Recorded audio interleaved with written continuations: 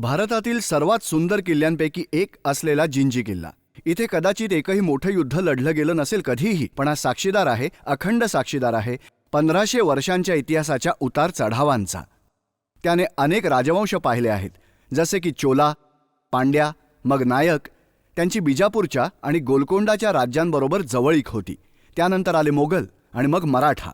मग किल्ला फ्रेंच लोकांच्या हातामध्ये गेला आणि मग अखेरीस ब्रिटिशांच्या.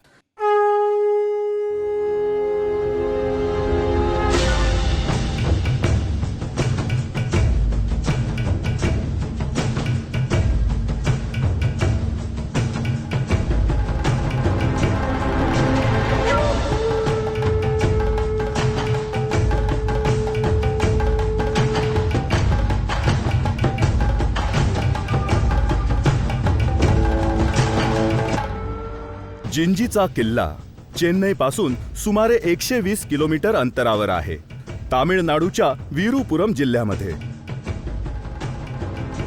खरं सांगायचं झालं तर हा एक किल्ला नसून 3 किल्ल्यांचं संकुल आहे, ज्याने जिंजी शहर आणि आसपासच्या प्रदेशाचं रक्षण केलं आहे.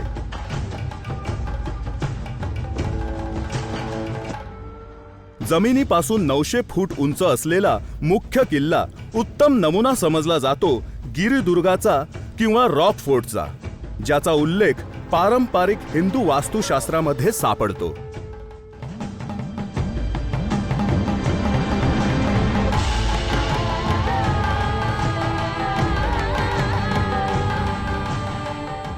खरं तर दक्षिण भारताचा इतिहास आणि भवितव्य बदललं ते 1556 मधील विजयनगरच्या शासकांचा तलाईकोटाच्या युद्धात पराजय झाला तेव्हा. त्यानंतर दक्षिण भारतामध्ये, विशेष करून खोल दक्षिणेत विभागणी झाली ती अनेक नायकांच्या राज्यांची, आणि जिंजी त्या नायकांचं केंद्र झालं. हेच ते जिंजीचे नायक.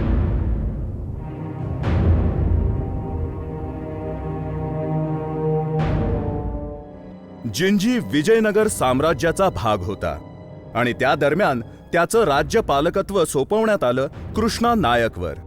हा तोच होता ज्याने हा राजगिरी किल्ला बांधला सर्वात उंच टेकडीवर.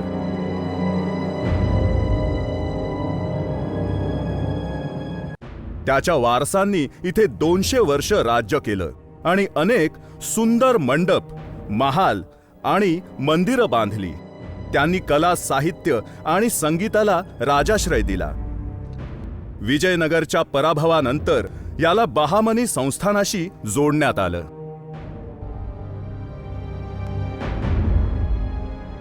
किल्ल्यांच्या वास्तुशास्त्राशी संबंधित पुस्तकांमध्ये अनेक प्रकारच्या किल्ल्यांची वर्णन आहेत.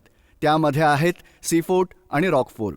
आणि रॉक फोर्टमध्ये जिंजीच्या किल्ल्याचा सन्मानाने उल्लेख केला जातो. आपल्याला हा किल्ला जवळजवळ 900 फूट उंच टेकडीच्या कड्यावरती उभा दिसतोय. तो चहूबाजूनी दाट जंगलाने वेढलाय. याचं नैसर्गिक संरक्षण जवळजवळ अभेद्य आहे. माणसानं त्यात सहजासहजी भेदता येणार नाही अशा मजबूतीकरणाची भर घातलेली आहे. तटबंदीच्या रांगाच्या रांगा आहेत. किल्ल्याकडे घेऊन जाणाऱ्या उंच पायऱ्या, काटकोनातील तीव्र वळणं आणि अर्थात टेहाळणी मनोरे, ज्यावरून शत्रूवर लक्ष ठेवता येईल.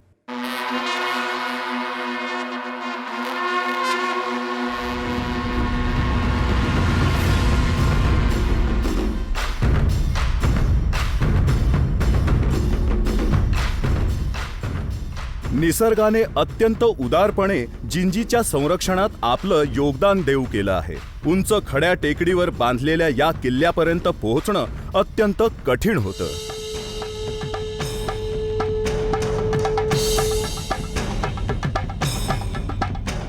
मोठमोठ्या खडकांवर भिंती बांधल्या गेल्या आहेत. वर जाणारा वळणावळणाचा रस्ता अडथळ्यांनी भरलेला होता.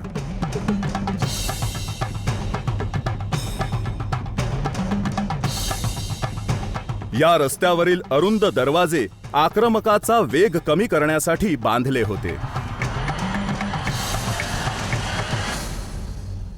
एकतर या प्रदेशाचं आर्थिक महत्त्व आणि दुसरं म्हणजे राजकीय नियंत्रण. ह्या 2 महत्त्वाच्या कारणांसाठी अशा प्रकारचा किल्ला टेकडी माथ्यावर असणं आवश्यक होतं.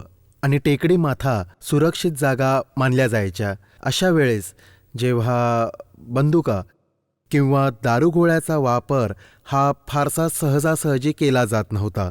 बाण किंवा भाले किंवा बर्छा अशा प्रकारची शस्त्र टेकडी माथ्यांवरील वास्तूंना भेदू शकत नव्हते.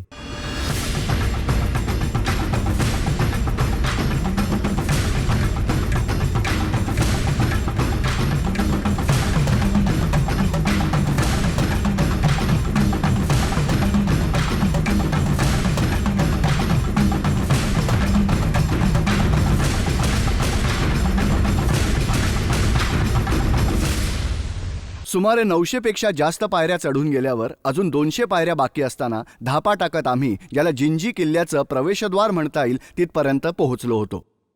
भूतकाळात जेव्हा कोणी आक्रमक इथपर्यंत पोहोचले त्यांना या पायऱ्या सामोऱ्या आल्या असतील ज्या खंदकावरील पुलापर्यंत घेऊन जातात, आणि जेव्हा तो पूल उचलला जायचा तेव्हा आक्रमकाला खोल खंदकाशी सामना करायला लागायचा जो पार करणं शक्य नसायचं.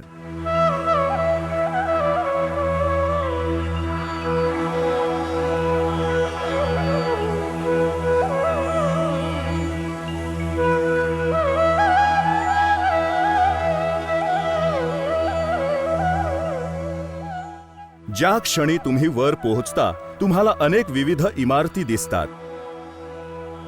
त्यातील एक धान्याचं कोठार आहे, नंतर अनेक खुले मंडप आहेत आणि त्यानंतर सुंदर मंदिर आहे.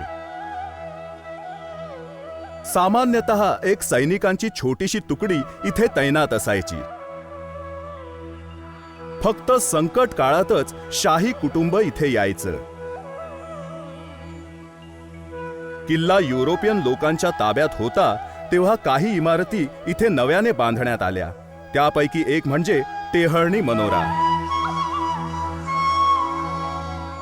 आणि अखेरीस आम्ही जिंजी किल्ल्याच्या सर्वोच्च ठिकाणी पोहोचलोय. इथे आल्यावर असं वाटतंय की आपण जगाच्या टोकावरती उभे आहोत. इथून तुम्हाला सभोवतालचं 360 डिग्री कोनातील दृश्य पाहायला मिळतंय. अशा परिस्थितीत कोणी आक्रमक कसा काय टेकडीवरती चढून येऊ शकेल? याच कारणामुळे हा किल्ला अभेद्य समजला जायचा. शिवाजी, एक महान योद्धा, किल्ल्यांचा महान निर्माता आणि त्यांचा जेता, त्याने मान्य केलंय की हा किल्ला आक्रमण करण्यासाठी सर्वात कठीण आहे, आणि ब्रिटिशांनी याचं वर्णन ट्रॉय ऑफ इंडिया म्हणून केलंय.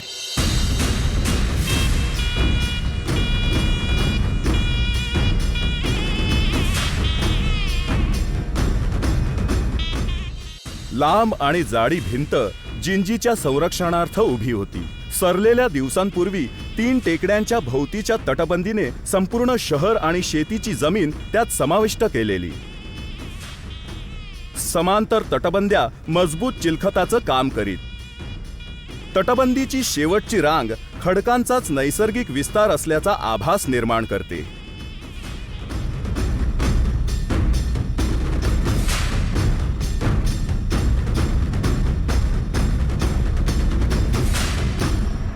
ते एक शहर होतं. कित्येक टेकड्या त्या शहरांतर्गत येतील, कित्येक बाजार तिथे असतील, कित्येक रस्ते त्या शहरात असतील, आणि अशा सगळ्यांना सामावून घेत संरक्षित शहर उभारायची संकल्पना टेकड्यांना समाविष्ट करून घेत आणि आसपासचा खडकाळ प्रदेश म्हणजे त्या प्रदेशाचं संरक्षण करणं सोपं जाईल, ही कल्पना विजयनगरच्या शासकांची होती.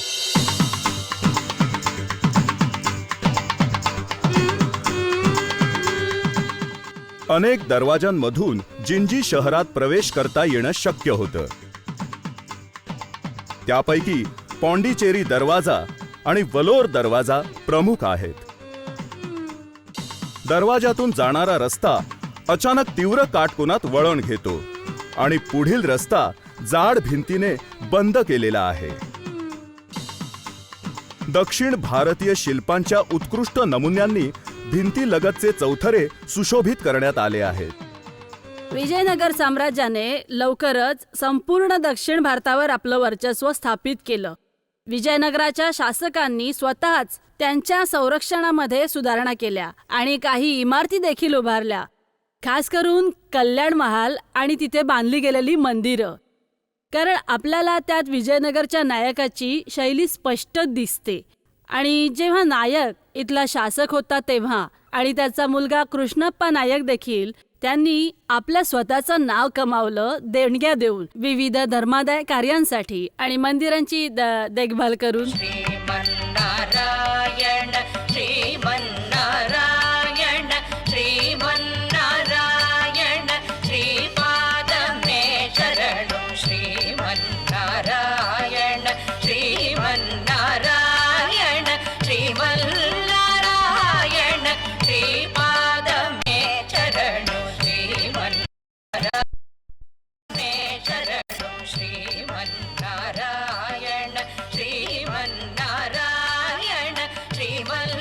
जिंजीमध्ये अनेक मंदिरं आहेत आणि त्यातील बहुतेक विष्णूला समर्पित केलेली आहेत.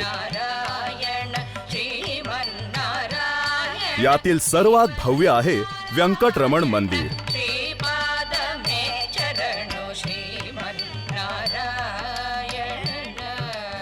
दक्षिणात्य शैलीत बांधलं गेलेल्या या मंदिराला उंच गोपुरम आहेत. यात नटमंडप देखील आहेत आणि स्तंभ अप्रतिमरित्या सजवलेले आहेत. त्यांच्या ताब्यात असताना यातील अनेक स्तंभ फ्रेंच आपल्याबरोबर पॉंडिचेरीला घेऊन गेले. मुख्य दरवाजाच्या शेजारी असलेल्या दगडी चौकटींवर रामायण आणि महाभारतातील व्यक्तिरेखा आणि दृश्य चित्रित करण्यात आले होते.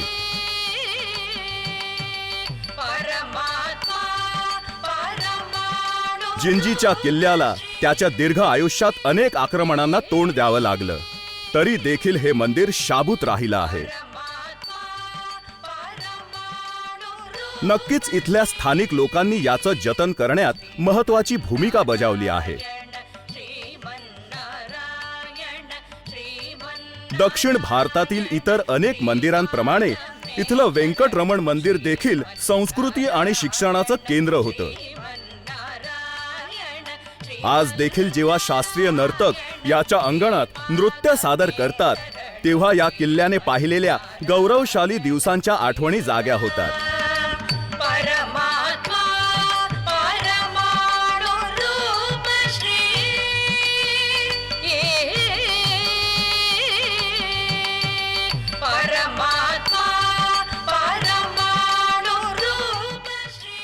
उत्खननामुळे या ठिकाणाबद्दल अनेक अनोख्या गोष्टी उलगडल्या आहेत.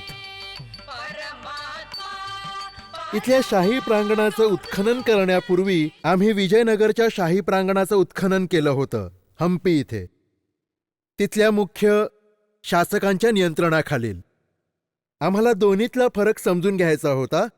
एक स्थानिक राजधानी आणि मुख्य राजधानीच्या शहरातील शाही प्रांगण. राजधानीतील किल्ल्यांमध्ये आणि स्थानिक राजधानीच्या किल्ल्यांमध्ये खूपच मोठा फरक आहे. ह्या दोघांची कुठल्याही प्रकारे तुलना होऊ शकत नाही.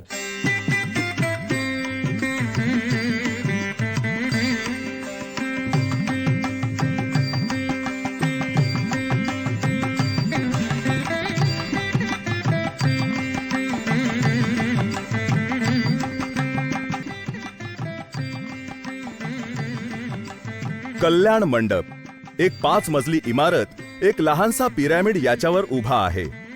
ही करमणुकीसाठी बांधण्यात आली होती.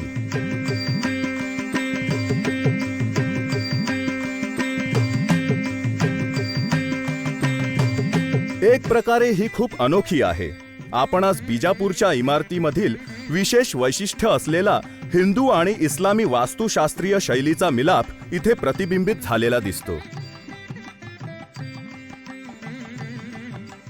जिंजीने नेहमीच सभोवतालच्या शासकांना आकर्षित केलं. त्यामुळेच जिंजीने इतकी स्थित्यंतरं पाहिली. अनेक राजवंश तेथे आले, कब्जा केला, हे तर अगदी स्पष्ट आहे. आपल्या हे लक्षात येईल की गोलकोंड्याच्या सुलतानांची देखील नजर जिंजीवर होती आणि त्यांनी काही काळासाठी जिंजीवर कब्जा केला होता. आणि विशेष करून 16व्या आणि 17व्या शतकाच्या दरम्यान मिर्झुमलाला दक्षिणेत पाठवण्यात आलं. त्याने जिंजीवर आक्रमण केलं आणि त्याच्यावर ताबा मिळवला.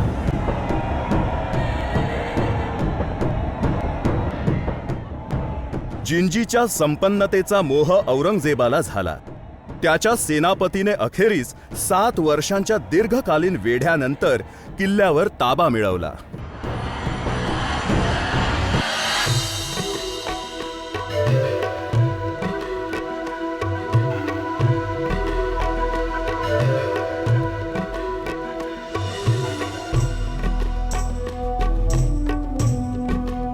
कृष्णगिरी किल्ला जिंजी किल्ल्याचा अविभाज्य घटक आहे, जो राजगिरीच्या उत्तरेस वसलेला असून अण्णामलाई या तीर्थक्षेत्राला जाण्याच्या मार्गावर आहे.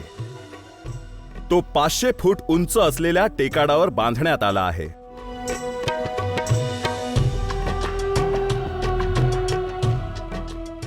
जरी इथली तटबंदी राजगिरी इतकी मजबूत नसली तरी एक खूप मोठं आव्हान उभं करते.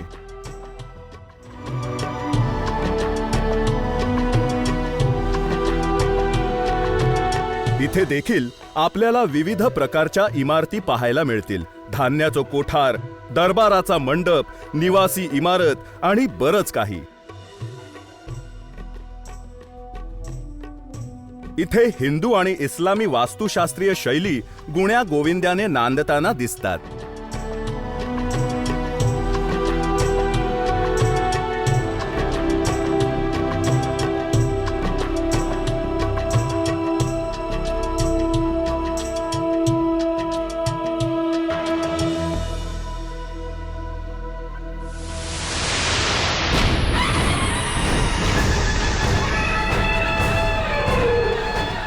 शिवाजीने हा किल्ला 1677 मध्ये जिंकला आणि जिंजी पुढील 20 वर्षे दक्षिणेतील मराठ्यांचा बालेकिल्ला म्हणून राहिला. याच ठिकाणाहून त्यांनी मोगलांना छळण्यासाठी गनिमी हल्ले केले.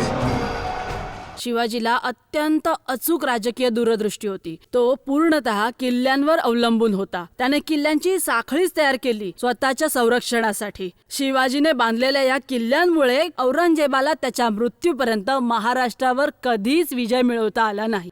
1677 मध्ये जिंजी मराठ्यांच्या अधिपत्याखाली आला आणि तो शिवाजीच होता ज्याने या किल्ल्याला अत्यंत मजबूत असा अभेद्य किल्ला बनवलं, जो आज आपल्याला दिसतोय तसा. तिन्ही टेकड्यांभोवती भिंत उभारली आणि पर्वतांच्या नैसर्गिक संरक्षण व्यवस्थेचा वापर केला. तिथे लष्कराला प्रशिक्षण देण्यासाठी लष्करी तळ उभारला आणि तिथे असलेल्या अनेक मंदिरांचं त्याने रक्षण देखील केलं.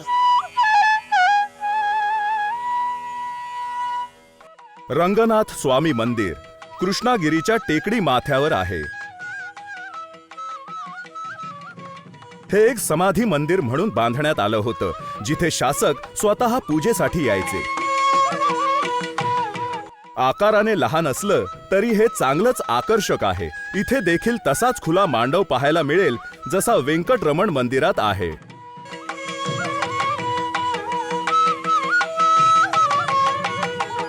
इथे तुम्हाला दिसून येईल इथलं बांधकाम, इथली व्यवस्था आणि इथल्या कल्पना सर्व काही विजयनगर सारखंच आहे. कालांतराने नंतरच्या शासकांनी काही बदल केलेत, काही वास्तू नव्याने बांधल्यात, काही वास्तूंमध्ये सुधारणा देखील केल्यात. हे असंच चालू राहतं, पण मूळ मात्र विजयनगरचंच आहे.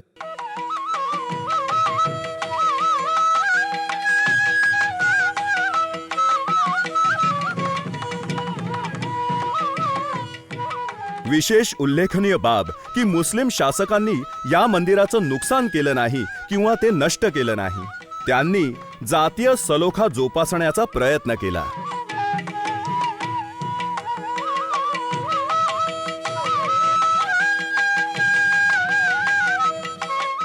जुल्फिकार खानने मोगलांच्या अधिपत्याखाली केलेली अनेक आक्रमणं अयशस्वी झाली आणि मराठ्यांनी त्यांच्या युद्धशैलीचा गनिमी काव्याचा वापर करून मोगलांच्या सैन्याची रसद तोडून टाकली. त्यानंतर मात्र 1697 मध्ये पुन्हा एकदा जुल्फिकार खान प्रचंड सैन्यानिशी पूर्ण तयारीनिशी अनुभव गाठीशी घेऊन आला आणि त्याने जिंजीवर ताबा मिळवला.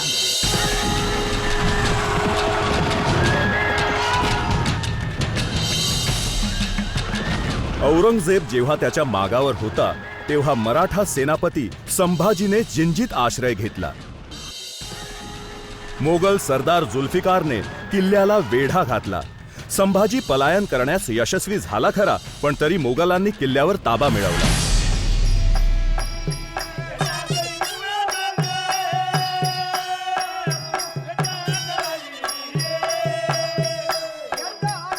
तेरुकुथ्थू हा तामिळनाडू मधील लोकप्रिय लोककलेचा प्रकार आहे. हे कलाकार जिंजीचा इतिहास अत्यंत सुंदररित्या कथन करतात. ते प्रेक्षकांना तल्लीन करून विचार प्रवर्तक पद्धतीने त्यांची करमणूक करतात. ऐतिहासिक किस्से आणि समकालीन घटनांवरील उपहासात्मक टिप्पण्यांच्या बरोबरीने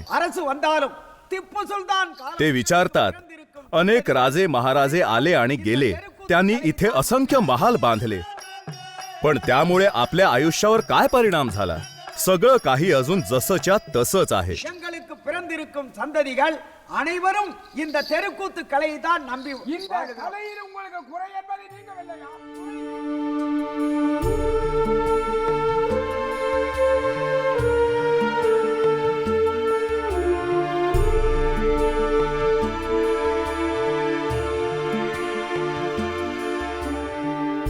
कृष्णगिरीच्या प्रांगणामध्ये वेगवेगळ्या शासकांनी त्यांच्या अभिरुचीप्रमाणे बांधलेली अनेक सुंदर दालनं आहेत.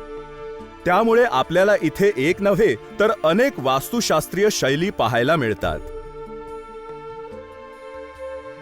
अस्तित्वात असलेल्या वास्तूंवर बांधकाम करण्यात आलं आहे नव्याने. जर त्यांची पडझड झाली नसेल किंवा नुकसान झालेलं नसेल तर.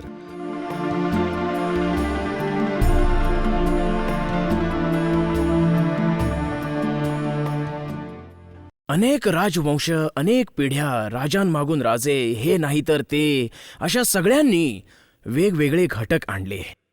त्यामुळे इतकी विविधता पाहायला मिळते. शैलींची विविधता, वास्तुशास्त्रीय शैली, किल्लाच एकूण विविधतेनं नटलेला आहे.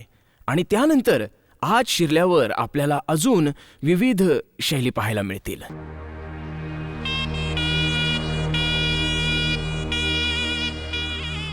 जिंजीच्या वास्तूंमध्ये जी वैविध्यता पाहायला मिळते ती तिथल्या समाज जीवनाचं प्रतीक आहे. वेगवेगळ्या ठिकाणी जिंजीच्या वास्तूंवर विजयनगर शैलीचा, दिल्लीच्या संस्थानाचा किंवा मराठा वास्तुशास्त्राचा प्रभाव प्रतिबिंबित झालेला दिसतो.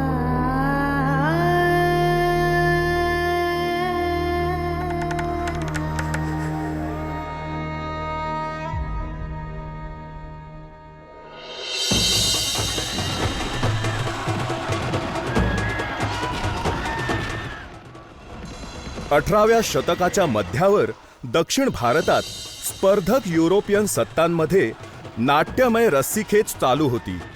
भाग्यांमध्ये तीव्र चढ उतार आले, पण अखेरीस ब्रिटिशांनी फ्रेंच सैन्याचा पराभव केला आणि त्यांनी जिंजीवर ताबा मिळवला. आणि याबरोबरच निष्काळजीपणाचा काळ सुरू झाला. हळूहळू सुंदर वास्तू ढासळू लागल्या. उरले केवळ अवशेष. या किल्ल्याने आपल्या देशाच्या इतिहासात निर्णायक भूमिका बजावली आहे. हा आपल्या वारशाचा एक अनमोल रत्न आहे.